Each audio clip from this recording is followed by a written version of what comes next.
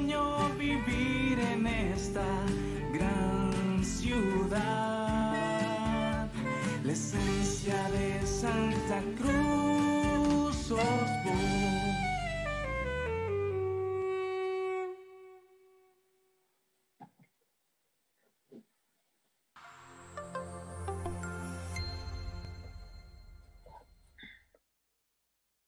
Hola queridos amigos, qué gusto de saludarlos.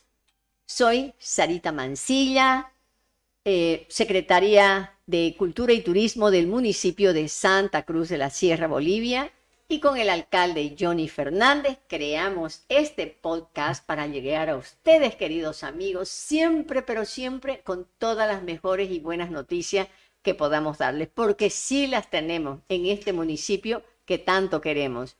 Y en realidad este podcast lo que trata es de despertar en la población con todas las personas que vienen a contarnos, sobre todo esas personas, su vida, las que han aportado al desarrollo de Santa Cruz. Entonces nosotros queremos despertar ese deseo de servicio a la comunidad, ese deseo de ser tolerante, bueno, lo que nos caracteriza, la característica propia que tenemos del ser cruceño, siempre amistoso, no por nada se dice que le abrimos las puertas a quien venga, pero necesitamos igual saber cómo fuimos construyendo ese estilo de vida que queremos que continúe y que nunca se pierda, porque es lo que nos sacó adelante y nos tiene que seguir sacando adelante, por eso es que tenemos que recordar.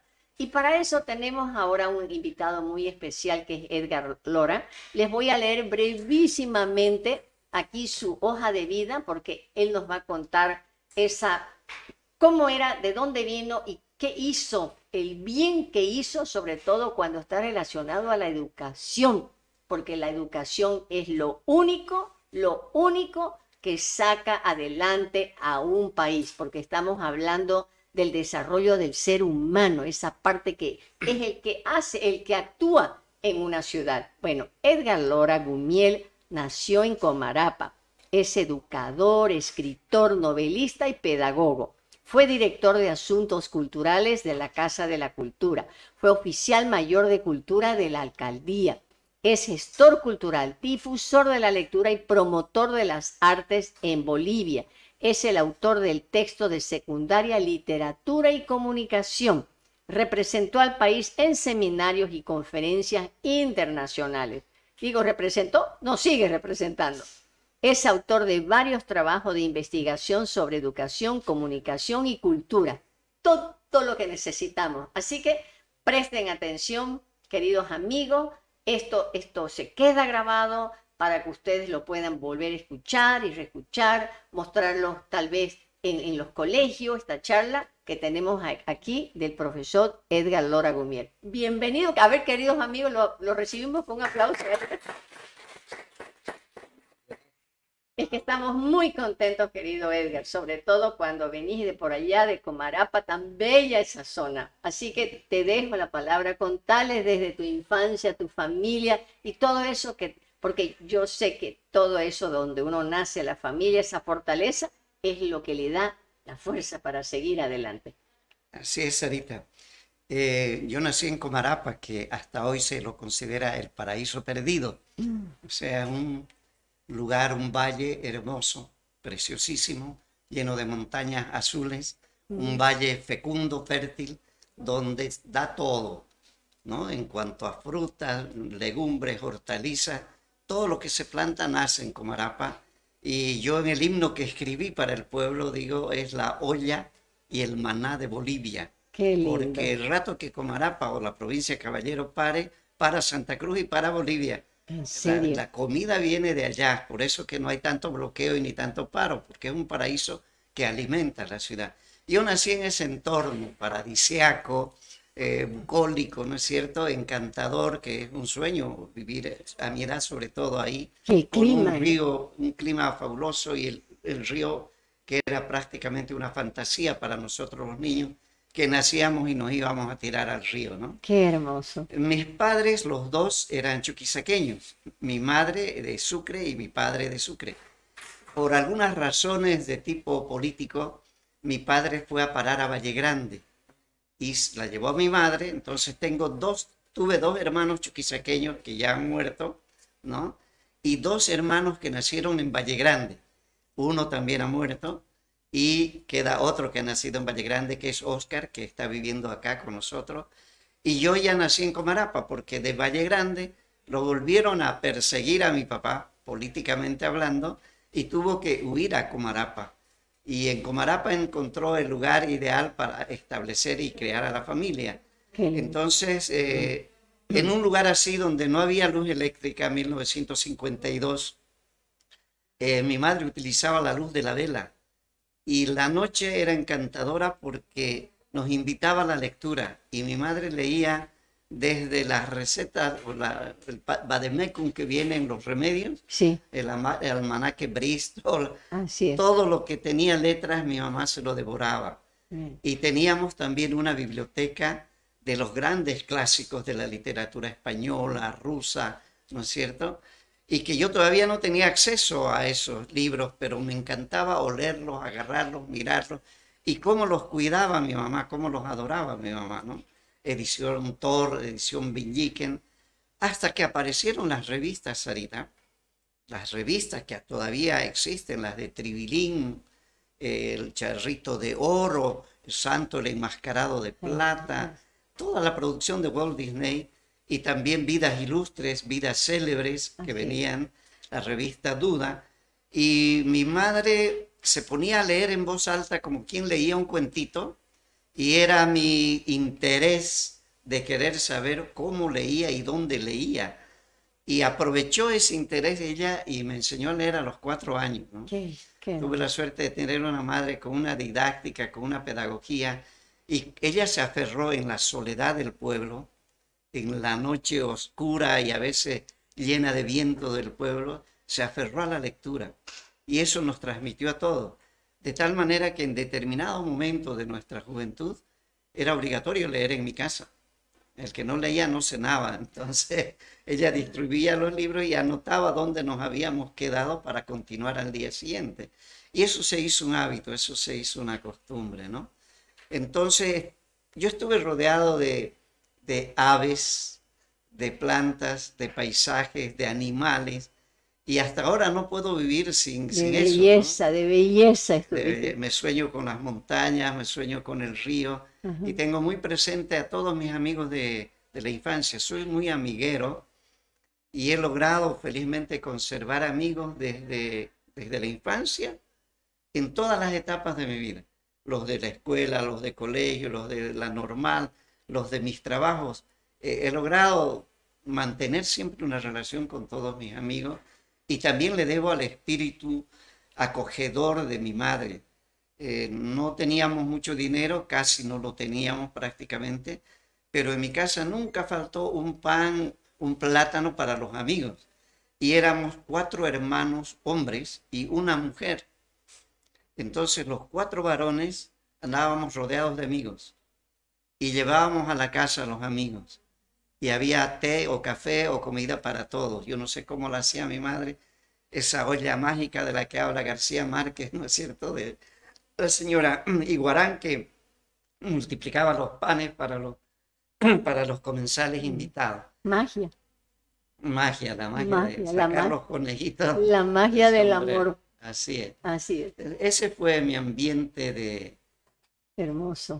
Un aspecto interesante que creo que no lo he contado mucho es que en los pueblos se hacían las kermeses como un acontecimiento pero especial en el pueblo, las kermeses. Yeah. Las kermeses se rifaban tortas, se rifaban comida, y mi madre era una tremenda chef, además tenía la mano de una cocinera de ciudad. Ella era enfermera de la Guerra del Chaco, pero aprendió a cocinar muy bien, y a ella le encargaban los patos, los pollos para las rifas. Y ella los decoraba muy bien, y mi hermana era la repostera, la que hacía gelatinas, la que hacía tortas. Pero entre mi hermana y mi mamá hacían las obras de teatro que también se ponían en escena durante las fiestas cívicas o patronales del pueblo. Entonces mi hermana dirigía danza, dirigía coros y también dirigía teatro. Y como yo era el surrapo, yo era el menor, mi mamá me mandaba a cuidarla, a mi hermana, que era una chica muy bonita, muy linda, además que cantaba, bailaba, tenía un carácter hermosísimo. Y yo era el cuidante, porque era el menor de todos. Ya. Y mientras cuidaba, me aprendía obras completas de teatro. De Las memoria. recitaba yo de memoria. Entonces, cuando un actor se equivocaba, yo lo corregía o yo le daba, tenían gratis un apuntador, digamos, ¿no? Y lo mismo ocurría con la danza o el canto.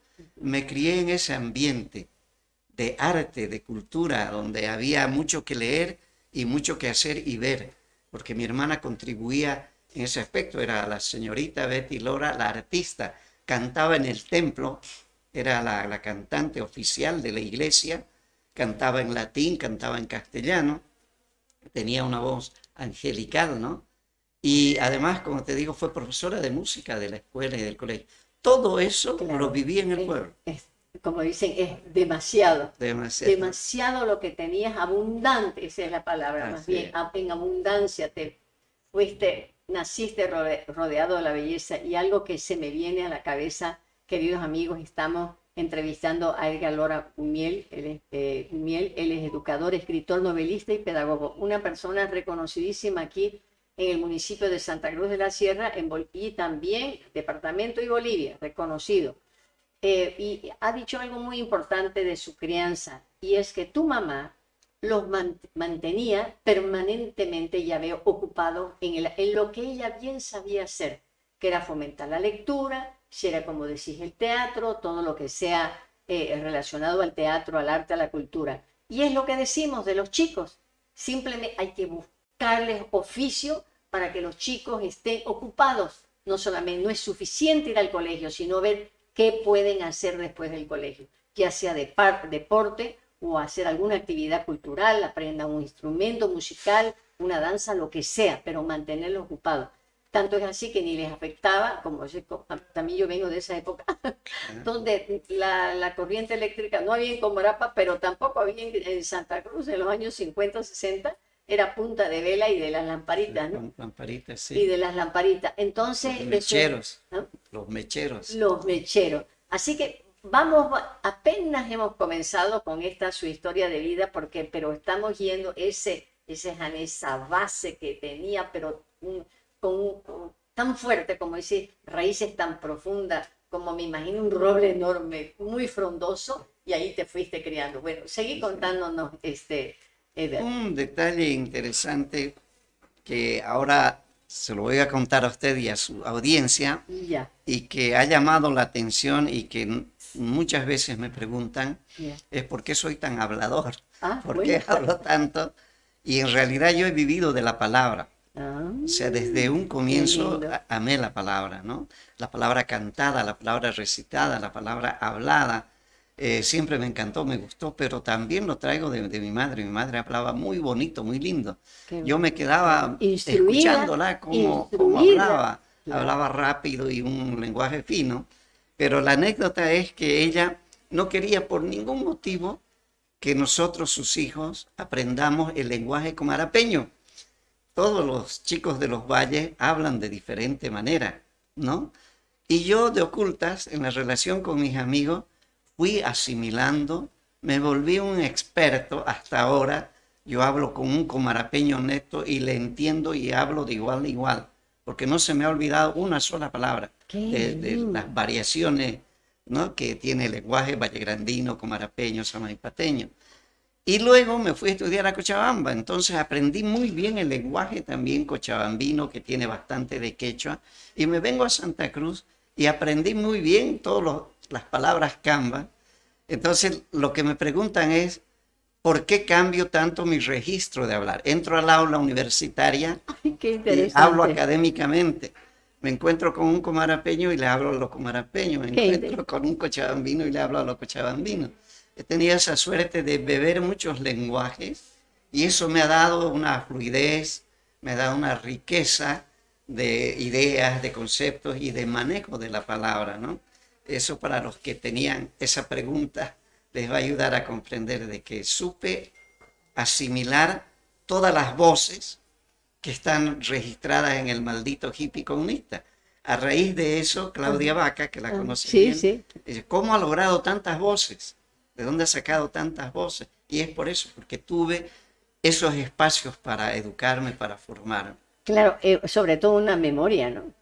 Tenés el privilegio de tener una memoria y seguramente como lo practicas, porque todo lo que se practica se queda. Y volviendo al poder de la palabra, porque es así el poder de la palabra, de nuevo vuelvo, queridos amigos, siempre a recordarles la importancia de la lectura y dicen los grandes, ahora han venido, vos lo dices también, Edgar, sobre el de fomentar el gusto por la lectura desde los más pequeños y comienza con eso, con que los padres, la tía, la abuela, quien sea, le lea a los niños en voz alta. Entonces eso hace que no solamente la persona que está leyendo, ¿no?, enriquezca su vocabulario, sino también si lo hace con vehemencia, es eso lo que vos decías de tu mamá cuando la veías, es que mira cómo todo se va, que tu mamá, la escuchabas a tu mamá leer en voz alta y eso te llamaba la atención. ¿Qué es eso que tiene mi madre maravilloso que le gusta tanto? Entonces volvemos a lo que es el ejemplo, ¿no? Maravilloso. Dicen que la palabra educa, el ejemplo orienta, pero solo la acción te transforma. Entonces, cuando ves una persona que lo que predica hace, Así es. te lleva a la transformación inmediatamente, ¿no? Yo hasta ahora tengo un amor especial por un folleto, por un libro, ¿no? Los vuelo, los siento, los cuido, los tengo bastante conservados, aunque soy muy generoso para prestarlos también, pero creo que el libro sigue siendo un alimento diario, un alimento permanente, ¿no? Cuando uno no lee se siente mal, se enferma, entonces se hace un hábito, se hace un placer. Así es, El el gusto de alimento, leer. el alimento del alma, el Así es. alimento del alma. Eso, vamos a llegar a eso, quisiera hacerte recuerdo porque para que en realidad estamos en este momento viviendo, teniendo la versión número 23 de la Feria Internacional del Libro de Santa Cruz de la Sierra. Y el domingo 12 ya se acaba acá en Fexpo Cruz. Entonces, y todos, ¿no?, enfocados en incentivar la lectura. Después de que terminemos un poco acerca de tu vida y eso, pero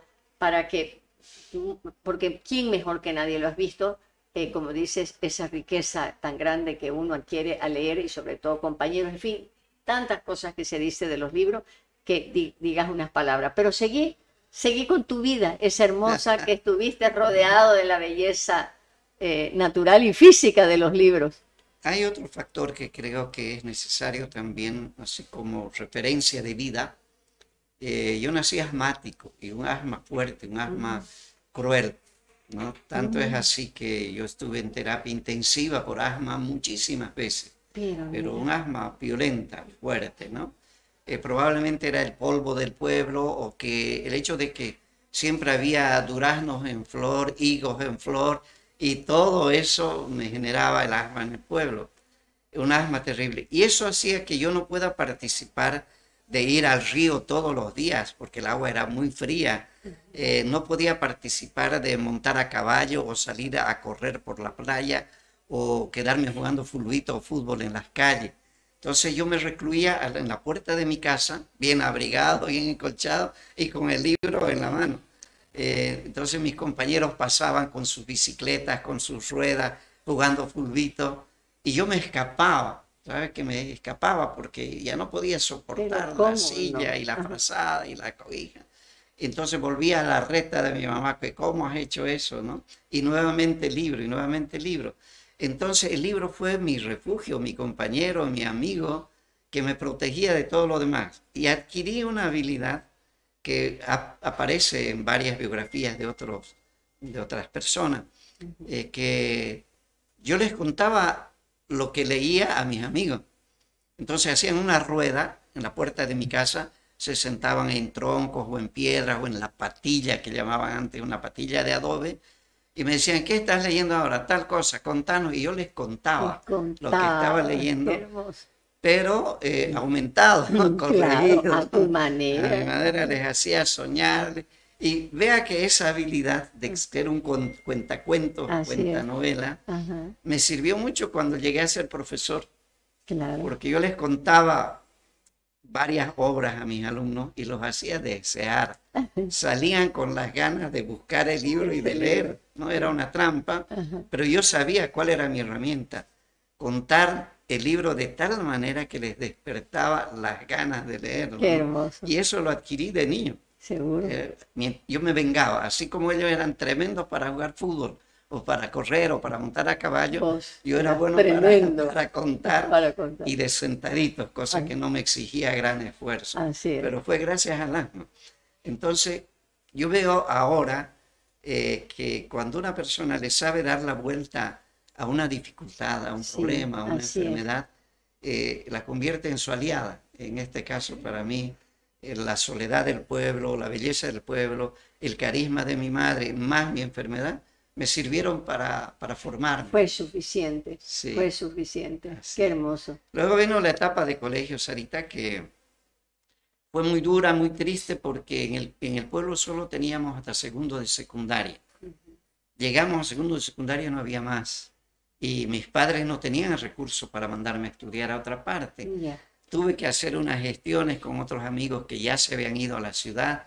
Entonces el uno me decía, yo te doy mi cuarto, yo te voy a dar el desayuno. Y mi hermana ya puso la ropa y la pensión para el colegio. Me fui a un colegio privado. Hice una carrera muy linda en colegio porque me fui a tercero de secundaria al colegio Pío XII Ya. de Cochabamba, un colegio de jesuitas. Ya. En ese tiempo era uno de los mejores colegios que había en la ciudad. Mi hermana hizo el esfuerzo de pagarme ahí la mensualidad y yo me las conseguía, lo demás yo me las arreglaba con los amigos, etc. Pero en tercero estuve de espectador, conociendo la ciudad, adaptándome a la ciudad. Cochabamba en ese momento era como la Meca de Bolivia. Era una ciudad ilustre, ¿no? No, y en todo sentido, agricultura, había todo. mucha actividad cultural, sí. mucho cine, muchos grupos Así de es, teatro, así es. una gran biblioteca que se inauguró en esa época. Y bueno, el cuarto año yo ya era presidente de curso. El quinto año era presidente del colegio. Y así me mantuve, digamos, ¿no? Llegué inclusive a participar de los movimientos sociales, políticos, a través de la Federación de Estudiantes de Secundaria de Colegios Particulares, porque había la de colegios fiscales y la de particulares. Entonces vea cómo un año me tomó aclimatarme, adaptarme a la ciudad, que era un cambio brusco. Sí. Había perdido a todos mis amigos, estaba lejos de mi familia porque nos fuimos solos. No teníamos papá ni mamá ahí, ¿no? Si estudiábamos era realmente porque queríamos, porque nos daba la gana, porque no teníamos control. Uno podía haberse disparado, hecho cualquier cosa, pero no le agarramos al estudio, al deporte, a esas cosas. Y ahí conocí a un sacerdote jesuita, en el colegio Pío XII, que se dio cuenta de algunos valores que yo mostraba en clase, y talento, como el conocimiento de la filosofía, de la literatura, del arte, porque en matemática, física y química siempre fui panada, ¿no es cierto? Pero en las otras materias destacaba. Y me agarró y me dijo, bueno, joven, hay que leer tal cosa, hay que leer esto, y me llevaba a la biblioteca del colegio de los jesuitas, que en ese tiempo también eran el pensamiento más revolucionario que había en el país. Así es. Sufrieron otra expulsión, no solo la que tuvieron acá, sino en esa época los expulsaron, a la OSHA también. Y él me enseñó a jugar billar y además me daba libros. Se dio cuenta que a mí me gustaba y me fue dosificando mi lectura, orientando mi lectura. Los clásicos españoles, por ejemplo, me los dio el cura, ¿no? Y bueno, eso fue el colegio. Por un lado, incursioné en los movimientos políticos y por otro lado fui acrecentando mis lecturas de manera más organizada, más ordenada, con un guía, una persona que sí se interesó por mí, ¿no? Y de ahí vinieron las dictaduras.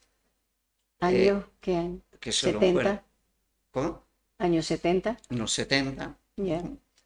Y yo quería estudiar periodismo. Mi vocación en ese momento, bien clara, bien nítida, era periodismo, ¿no? Me gustaba redactar, me gustaba escribir. Ya había trabajado interinamente en el periódico Prensa Libre unos meses y me iba bien. Por lo menos mi jefe, el señor Luis Abasto Flor, me felicitaba de las notas que yo hacía, pese a que tenía 17, 18 años, ¿no? Y entonces mi objetivo era eso, pero se cerraron las universidades. Entonces un amigo del pueblo me dice, Edgar, has leído tanto, tanto, tanto, andate a la Normal y estudia literatura. Fui nuevamente a Cochabamba, averigüé, pregunté bien, y al día siguiente estuve en la cola para registrarme en la Normal. No le hallaba mucho sentido a lo de ser profesor. Todavía no le entendía la cosa, pero era lo único que podía optar.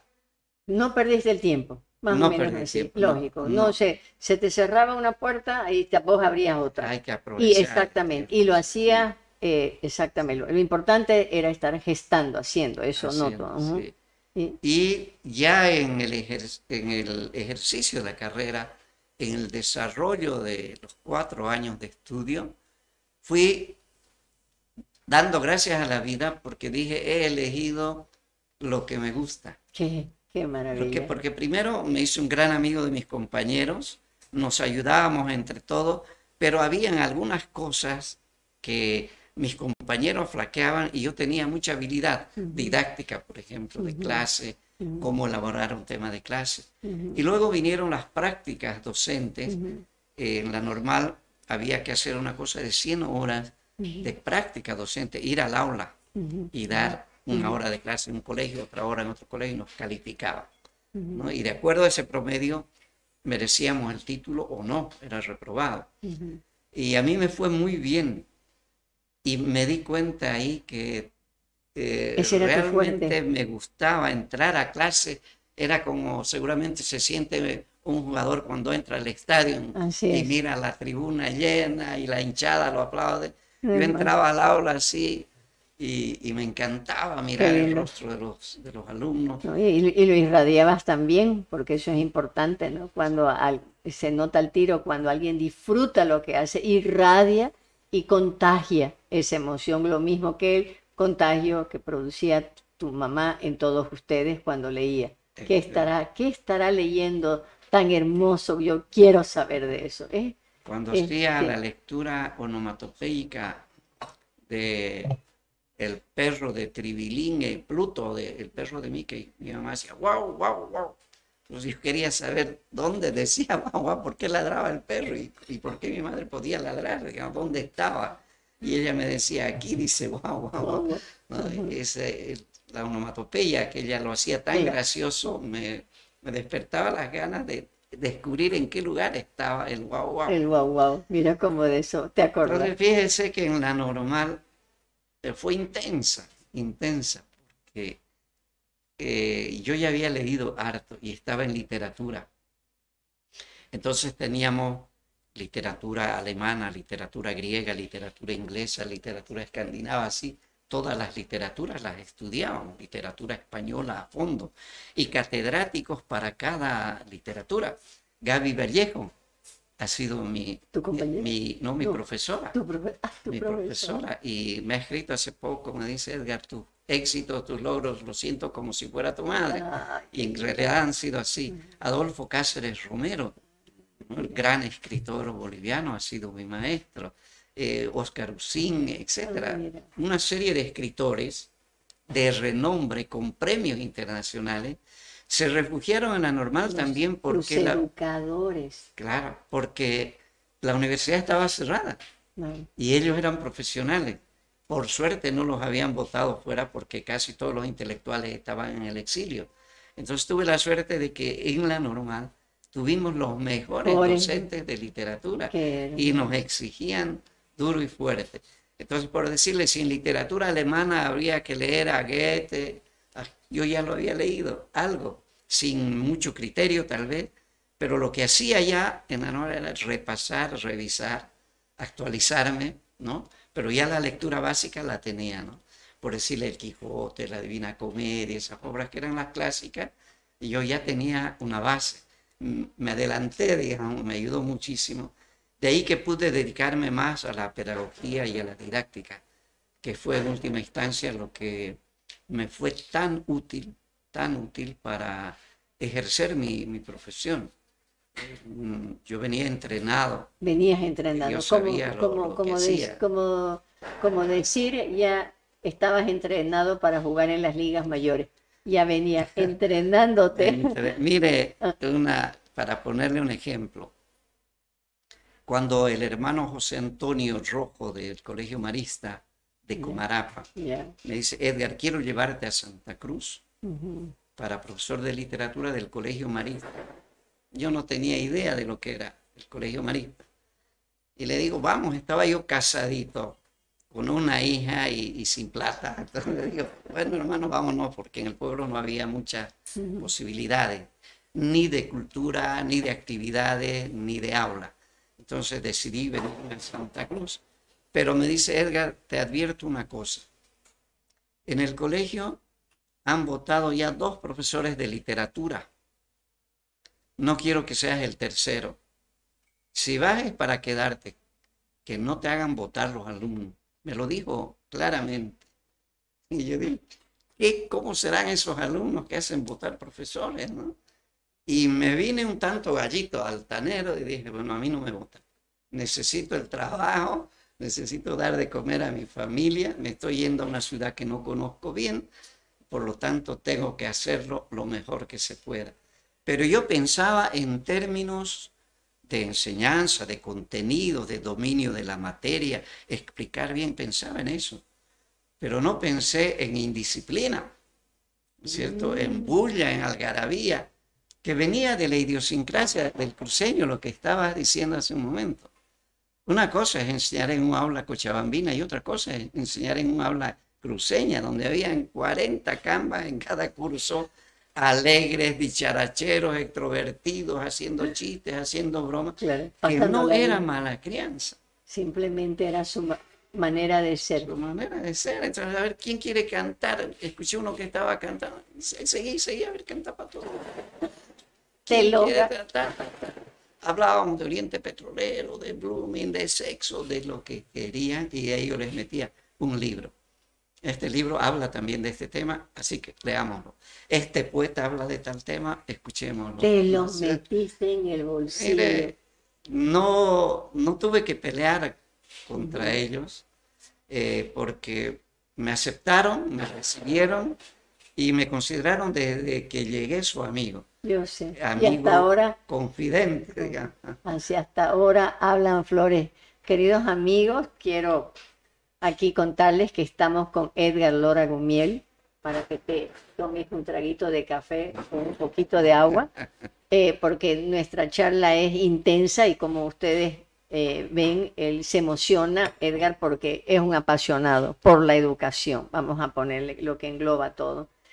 Edgar es educador, escritor, novelista y pedagogo, fue director de Asuntos Culturales de la Casa de la Cultura, oficial mayor de Cultura de la Alcaldía, pero además esa vida intensa, amorosa, desde donde se crió, desde la familia, los valores que le inculcaron desde niño.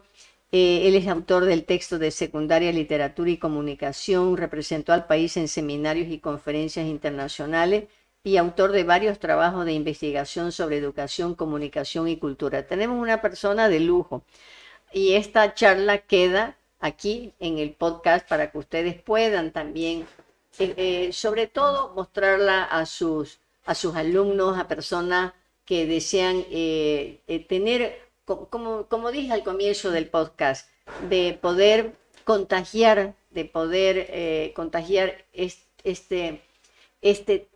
esta manera de haber vivido una forma que teníamos aquí hace años, sobre todo un acercamiento un acercamiento grande con los libros, la lectura, y ese apasionamiento que es lo que necesitamos ahora, que se notó. Y ahora ese apasionamiento que incluso como maestro lo está diciendo, cómo se acercó a un grupo de chicos totalmente diferente a los que conocía. Eso me parece maravilloso. Y cómo pudiste, no sé si es la palabra dominar, pero más que nada internalizar, ¿cómo es?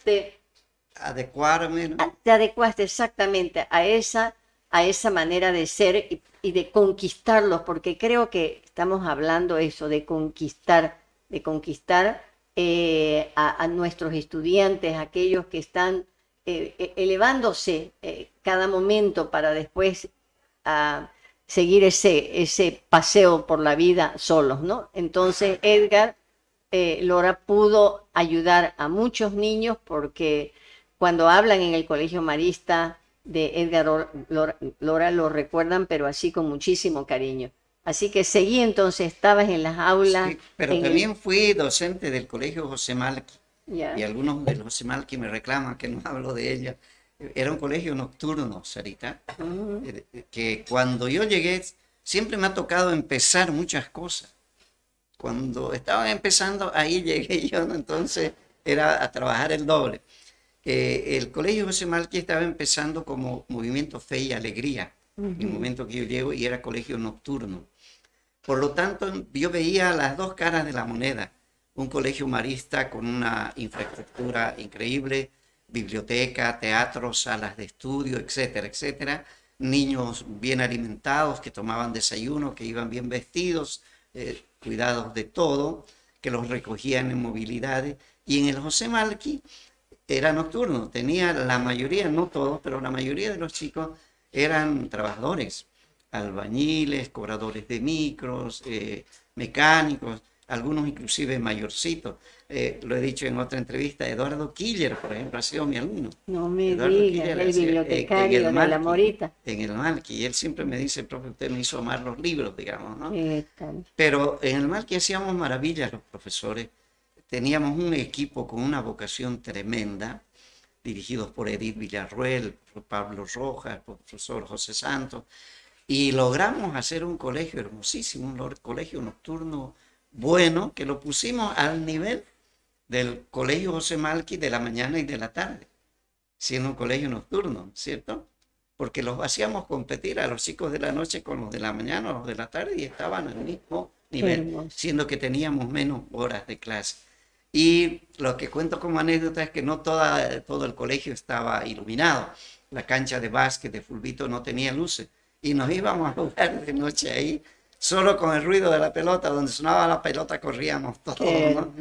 Y eran noches fabulosas. En invierno salir a tomarnos un mocochinche o comernos un asadito y a veces un api con empanada ahí a la puerta del colegio con estos chicos que ya venían cansados de haber trabajado todo el día. Era para mí una experiencia como decir, aquí es donde tengo que estar, digamos. Qué hermoso. Acá es donde soy útil. Ahora, no sé de cómo, eso tendrá que preguntárselo a él. No sé de cómo Marcelo me pilla. Marcelo Araúz, por Marcelo Araúz, nuestro gran gestor cultural de aquí. Yo hacía unos festivales de música, de declamación y el Festival Pauro de Teatro en el Marista. Me retiré del Marista, trabajé un tiempo en Canal 11, me invitaron a Canal 11, estuve ahí como ayudante de programación, después sí fui corrector de prensa y jefe de prensa un tiempo en Canal 11. Y creamos la licenciada Ana María Gamarra Naya, creó un programa que se llamaba Tertulia y se hablaba de literatura cruceña. Y ella me invita y me dice, ¿usted, profesor, no quiere participar? Y yo con miedo porque los que hacían el programa eran Choquito Fernández, el hermano de Percy Fernández, el médico, que era un erudito en literatura cruceña, el doctor Aquiles Gómez, Hernando Zanabria y Rubén Poma. Y yo era el menor, era bastante jovencito y decía, con estas lumbreras me voy a batir. Le digo, Anita, bueno, la colaboro. Me metieron en la rueda de ese panel de literatura cruceña. No, pues empezaron ellos a decirme, Guillermo, usted sabe tanto de literatura cruceña.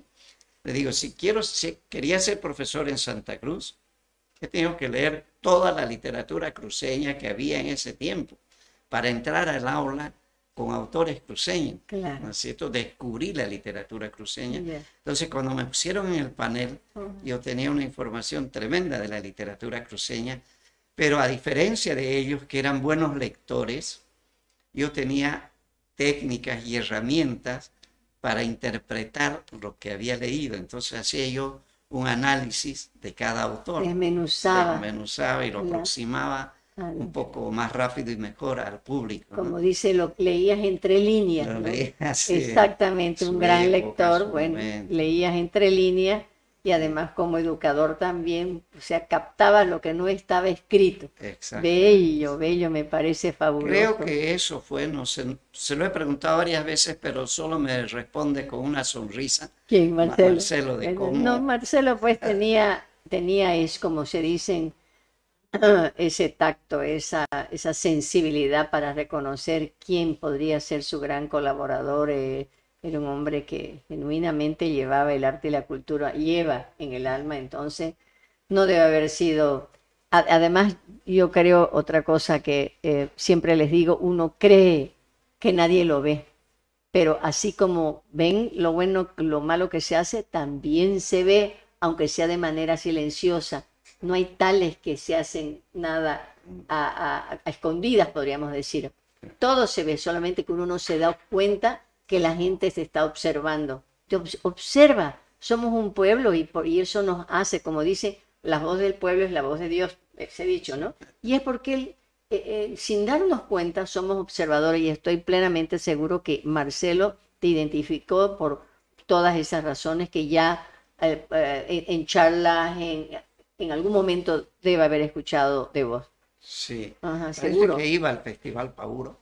Claro. Y miraba y observaba no solo la organización, sino yo ponía obras, dirigía teatro. Claro, ahí está, pues. Entonces me llevó a la Casa de la Cultura y lo mismo, fui con un miedo, lo confieso, tenía miedo.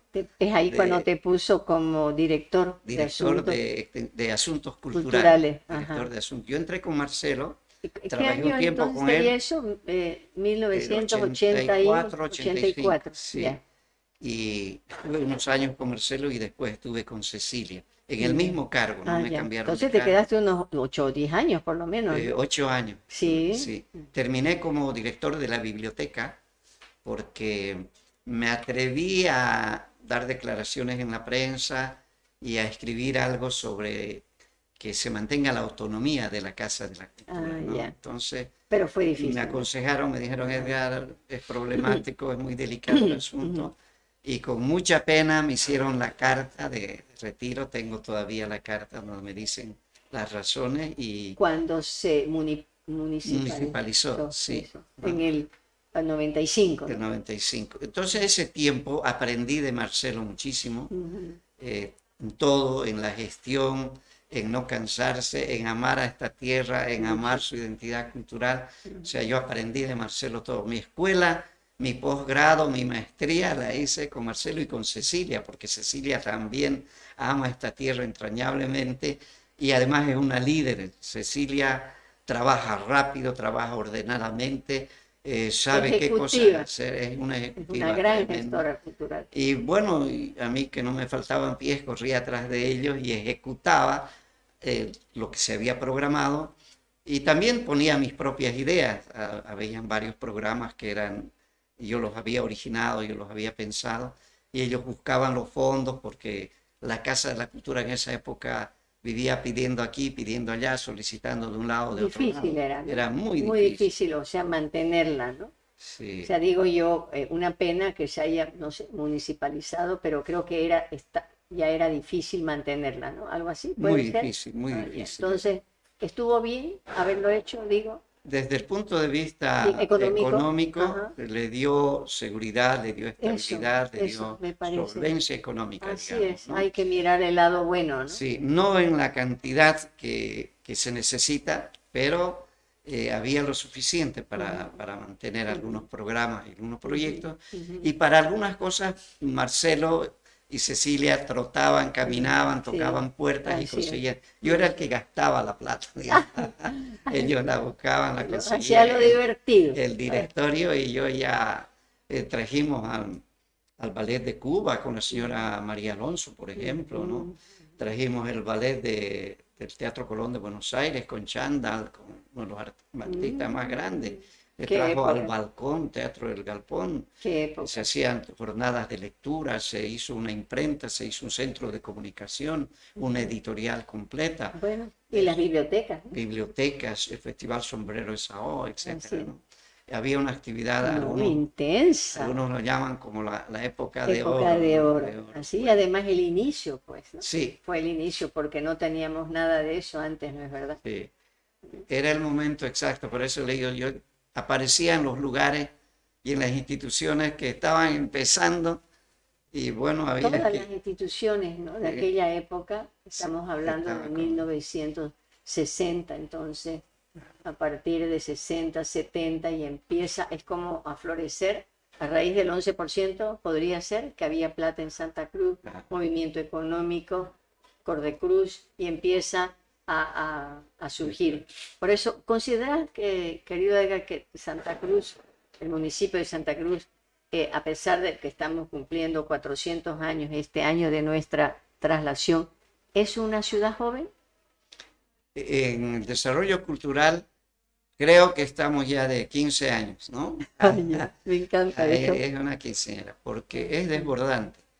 Lo he dicho alguna vez que no va a haber decreto, ni ley, ni gobierno que frene el desarrollo cultural Ay, cruceño. que me Ya, encanta eso. es A ver, un pero- aplauso por eso, por favor, chicos. Eso me encanta, me encanta. es una bola de nieve. Ajá, bello eso. Ajá. Empezamos con un violín cruceño en la orquesta Sombrero de Sao, ahora hay 1000 violines sonando en Santa Cruz. Así es. Teníamos un grupo de teatro estable en Santa Cruz y ahora creo que hay 12 grupos de teatro estable. Entonces quiere decir que Santa Cruz ya es el eje cultural, artístico del país. Ay, qué pronto bello. Y si lo dice. Tenemos y si lo- universidades, 17 universidades, Así es. bibliotecas por todos lados, ¿no es cierto? Y además hay talento de sobra De en sobra, música, en sí. danza, en teatro, en pintura. Así es. Tenemos exposiciones, tenemos diferentes salas. De que falta, y Siempre. falta bastante, Ajá. mucho, sobre todo si es que se va a lograr que Santa Cruz se declare ciudad universitaria de Así es. Latinoamérica. Entonces hay que trabajar Le mucho. falta eso. Creo que se declaró, no sé qué es lo que falta, algo más. No sé bien, pero No, sí. leí algo de que Sí. Santa Cruz tenía que ser declarada ciudad universitaria. Sí. Y amerita, pero hay que dotarla, Do- ¿no? De Exactamente. museos, de centros de arte, de cultura, Ya. teatro al aire libre, teatro, un teatro central, etcétera, ¿no? Sí. Habría que dotarla de infraestructura para que ese universitariado disfrute y participe también de todo el movimiento cultural, ¿no? Y también crear facultades de arte, ¿no?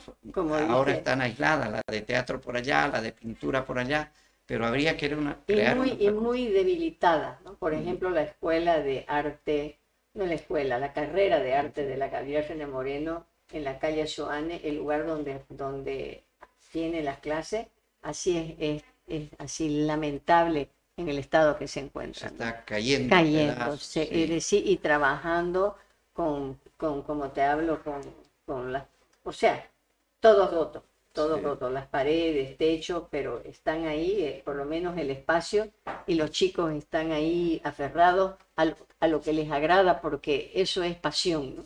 Pese a las condiciones, están, sí, hay muchas cosas que tienen que componerse, ¿no? Sí. Hay que velar, tenemos que ser Sí. responsables, conscientes, hay cosas que no podemos dejar a un lado y creo que es todo lo que se relaciona al arte y la cultura. Marcelo Araúz nos ha dado los cimientos, ha hecho un edificio sólido, ¿no es cierto?, de hormigón, nos ha dejado una estructura cultural ya funcionando. Así es. Entonces le debemos a él esa fortaleza, ¿no? Esas estructuras tan lindas que tiene Santa Cruz.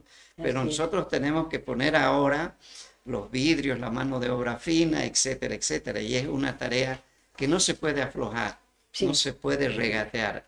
Hay que seguir apuntalando la música, el arte, la pintura, la literatura, el teatro, el cine también como producción. Hay que seguir apuntalando porque es bien frágil, el arte es frágil, ¿no? Y a veces por razones políticas, por razones económicas, Sí.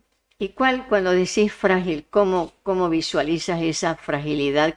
Es como cuando vos le decís a una persona, mira, tenés que alimentarte con esto, con esto, con esto otro, porque de lo contrario te van a llegar algunas enfermedades, o por decir el que fuma, está requete comprobado que tiene grandes chances de tener cáncer el que fuma, ¿no? Está requete comprobado, sobre todo cáncer de pulmón. Y si me hablas de esa fragilidad, ¿qué es lo que deberíamos nosotros de tener cuidado para que esto no decaiga? El fomento masivo, la democratización de todas las artes. Por ejemplo, yo escribo un libro. Entre escribirlo y producirlo me he gastado un montón de dinero porque alguien me tiene que dar de comer mientras yo escribo. Yo tengo que vivir de eso, ¿no es cierto? Lo llevo al mercado y no tengo lectores, no me compran o no hay lugares donde exponer mi libro. No hay críticos para que hablen de mi obra. Me quedo con mis $4.000 invertidos mirándolos en casa que se lo coman los turiros. Entonces los municipios, las gobernaciones tienen que crear un mercado, tienen que abrirnos salas, la demanda, tienen que abrirnos ferias, festivales, centros de formación artística, de difusión, de venta artística. Es toda una cadena que hay que crearla, que hay que generarla. Un pintor se pasa un mes pintando un cuadro y cuando quiere venderlo a $500 nadie le compra y es el trabajo de todo un mes. Es su vida, es su arte, ¿no es cierto? O se lo acuchillan también en la aduana. Entonces, creo que el arte pasa por eso. Formación de artistas, ¿no es cierto? Producción de la obra, exposición de la obra y compra de la obra, ¿no es cierto? La adquisición, que se acostumbre la gente a consumir arte. Haces una obra de teatro y si no tienes espectadores, toda tu inversión, todo tu tiempo te desmoraliza, es pesado. Me agrada eso, por favor, chicos, anoten, hay que consumir arte. Hay que consumir arte. Hay que consumir arte, porque son palabras claves. Seguí, querido. Sí. Me refiero a que si hay una obra de teatro, ir a mirarla y pagar sus boletos, su entrada. Si alguien publica un libro, no ir al pirata, comprarle el original, ¿no es cierto? Si hay un pintor, por ejemplo, en un banco que tienen bastante dinero, que no haya obras de arte de nuestros artistas, no es lógico, ¿no es cierto? Un banco debería tener en el hall, en las gradas, en las oficinas de los jefes, obras de arte de artistas cruceños o nacionales. Eso es consumir arte. Entonces vamos a producir en la medida en que nuestro arte llegue a la gente. Somos comprados, somos adquiridos, somos leídos, ¿no es cierto? Entonces, volviendo un poquito a lo de Marcelo, esa estructura que nos deja él, esa escuela que nos deja él, porque es toda una escuela filosófica, si quieres, humanista, la que nos deja Marcelo, y que nos ha formado a varios, no solo a mí, hay varias personas que nos han formado con él, es grandiosa, no podemos echarla por la borda y al contrario, hay que construir. Ahora, en cuanto a mi vida, Sarita, paralelamente a eso, a mi trabajo en la Casa de la Cultura, me voy a la UPSA, me voy a la NUR, también fundando. Yo estuve entre los primeros profesores de la UPSA y de la NUR. Lenguaje 1, lenguaje 2, literatura boliviana, literatura latinoamericana y cine. ¿No? Y siempre repartido en las universidades, de tal manera que yo empezaba mi trabajo a las 7 de la mañana y terminaba a las 11 de la noche. Dios mío. ¿No? Era un trabajo demasiado excesivo, cargado, pero había que darle porque nos necesitaba. Y bueno, paralelamente a eso, La Hoguera me llama Alfonso Cortés, que no nos conocíamos, y me llama, dice, profesor, quiero que usted se sume a la editorial escribiendo libros de literatura. Y lo voy a contar así, con cierto humor. Yo era farsante en esa época porque estaba solicitado. Todo el mundo me llamaba para dar clases, yo estaba solicitado, era un divo de la educación. Y no le hice caso, dije, me está hablando de libritos, digamos, ¿no? Yo estoy bien acá y además no tengo tiempo para escribir libros. Insistió y me dice, todo el método que usted ha aplicado en los colegios donde ha trabajado, lo puede aplicar en los libros. Tenemos el de matemáticas, de Pedro Antonio Gutiérrez, pero queremos entrar con literatura y usted es la persona. Hasta que me convenció, ¿sí? Me llevó una Mac de las primeras Mac a mi casa y una tarjeta que decía curso por un mes. Yo no había agarrado una computadora hace tiempo, ¿no? Y tenía el aparato ahí y fui a los cursos, aprendí a manejar las primeras más e hice el libro, ¿no? Apliqué toda mi sapiencia, mi experiencia y salieron los 6 libros de literatura para el sistema educativo nacional. Era un desafío tremendo. ¿Qué tal? Pero ahí tuve el apoyo de Cecilia, porque saqué el primer libro, Ya. de Entre Alfonso lo vendieron y me lleva el primer cheque. Equivalía más o menos a 4 meses de sueldo o 5 meses de sueldo, el cheque que me estaba dando. Entonces yo digo, pucha caramba, lo que estoy perdiendo. Si con un libro gano eso, con 6 libros, ¿cuánto voy a ganar? Pero no tenía tiempo. Y le digo, Cecilia, mira, estoy en este problema. Hay esta oportunidad de hacer estos libros, ya he hecho 1, me faltan 5. ¿Y qué? Tómate vacaciones, me dice Cecilia, ¿no? Bien ejecutiva y visionaria, además. Además, sabía nuestros problemas económicos de todos los trabajadores. Así es. Te doy 1 mes de vacaciones, pero metele, no perdas la oportunidad. Mire, con ese aval me retiré 1 mes a casa, logré sacar 1 o 2 libros más y de ahí salieron los 6. Lo que me dio, honestamente, Sarita, seguridad, confianza, estabilidad económica. Que era lo que todos necesitamos para trabajar en paz. Sí, fue la palanca que ya no tenía que estar pensando, y mañana qué le llevo a mis hijas, qué comemos, o si nos enfermamos, con qué nos curamos. Digamos, así ¿no? es, así es. Y toda la familia Cortés me apoyó mucho, porque escribí la biografía de don Martín Cortés. Me hice muy amigo de don Martín Cortés y escribí su biografía. Qué lindo. Entonces la familia me veía todo el tiempo visitándolo a don Martín. Y don Martín se encariñó conmigo, me trataba como a un hijo. Me esperaba para mi asma, me hacía preparar unos baos, unos baños, me trataba con respeto. Me ponía su auto para que me recojan de casa y para que me lleven a mi casa. O sea, mientras hacía un la hombre vida. muy gentil, con un nivel, Generoso. un nivel humanístico muy lindo, ¿no? De esa manera, Sarita, llego a la hoguera, en la que ya estoy 30 años y en la que he podido realizar un sueño, hacer libros que lleguen a todo el sistema educativo nacional, libros de literatura, con un método diferente, con una propuesta diferente desde el punto de vista pedagógico, didáctico, pero además, y esto yo lo digo con orgullo, hemos logrado que los autores cruceños sean leídos en toda Bolivia. Sí, eso lo sé. ¿Ah? Cosa que no estaban en el programa oficial de ningún gobierno. Aparecía Canto al hombre de la selva de Raúl Otero Reyes, nada más. O algo de don Julio de la Vega, que muchos no saben que es cruceño. Pero el resto de los autores cruceños no aparecían. Nosotros hemos puesto La Virgen de las 7 calles, por decirla, en Potosí, en Uyuni.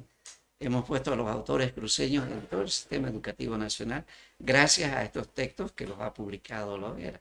Entonces, más o menos ese es mi... Pero ¿cómo se fue todo hilando, ¿no? Pareciera, cuando escucho tu historia, la mayoría, pero la tuya parece muy bien hiladita.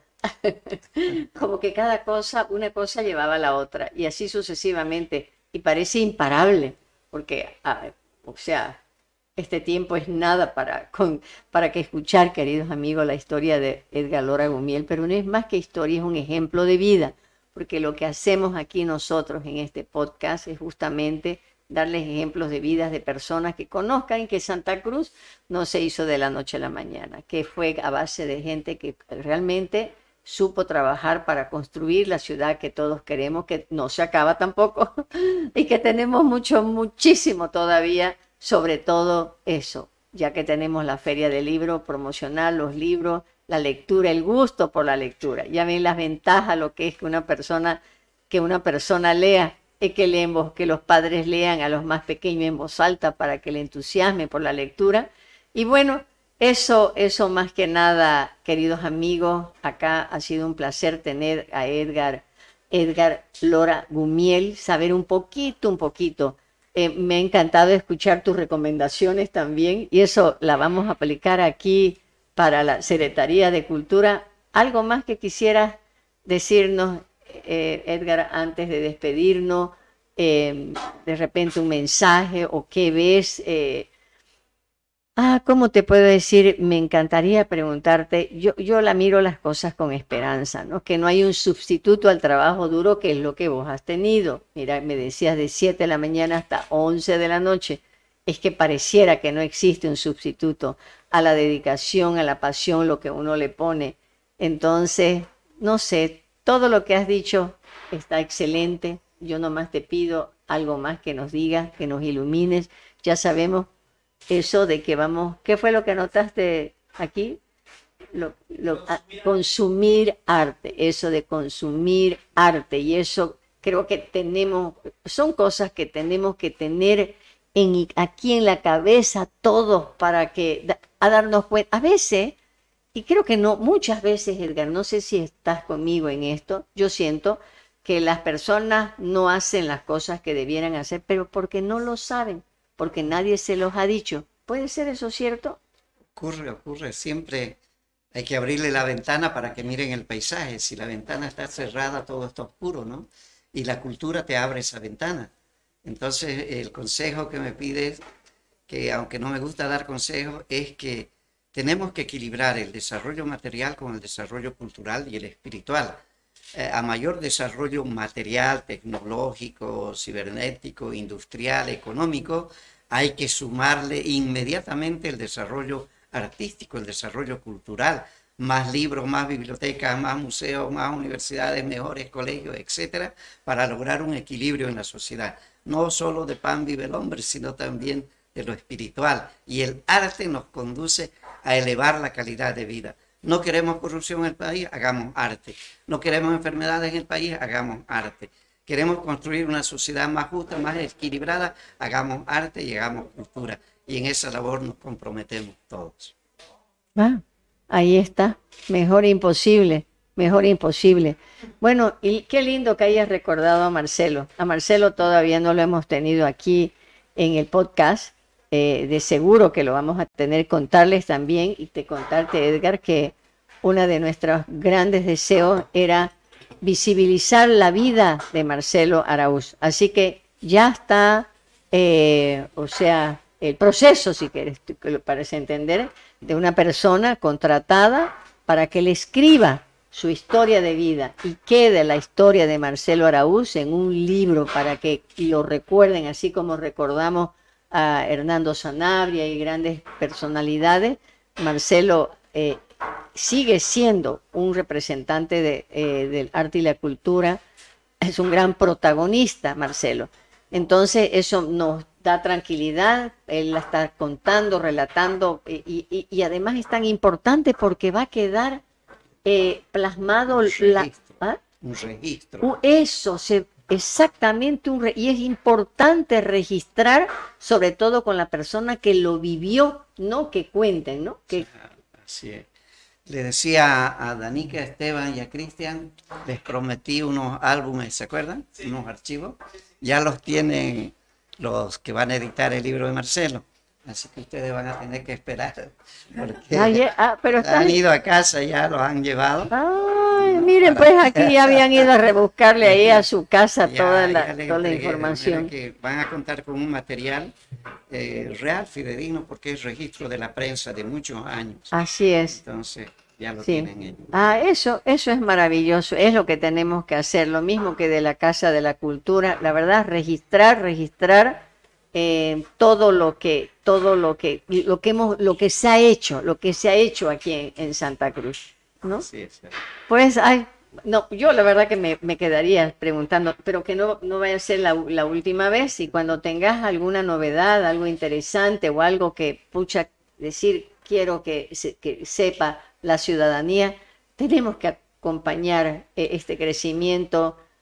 Tenemos 4 años acá. Algo que me parece lindísimo, por lo menos para contarles, que el alcalde está ya en pleno, por decir, proceso de la construcción de un teatro cerrado aquí, bellísimo, grande, en el municipio de Santa Cruz de la Sierra. O sea que entre el diseño, o sea, terminar los procesos que se siguen, es probable.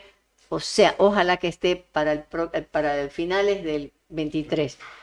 Y no solamente va a ser un teatro, sino también un centro cultural que le acompañe, ¿no? Con varias intervenciones para seguir apoyando todas nuestras actividades. Así que eso, para seguir, vamos a ir acompañando este crecimiento. Para inaugurarlo. Para inaugurarlo. Bebiendo champán. Con champán, así es. Bueno, querido Edgar, gracias, queridos amigos, por estar aquí con nosotros una vez más. Y de nuevo, otro enorme aplauso aquí para Edgar. Gracias, bravo, ya. Los queremos un montón. Chau, chau. Bien.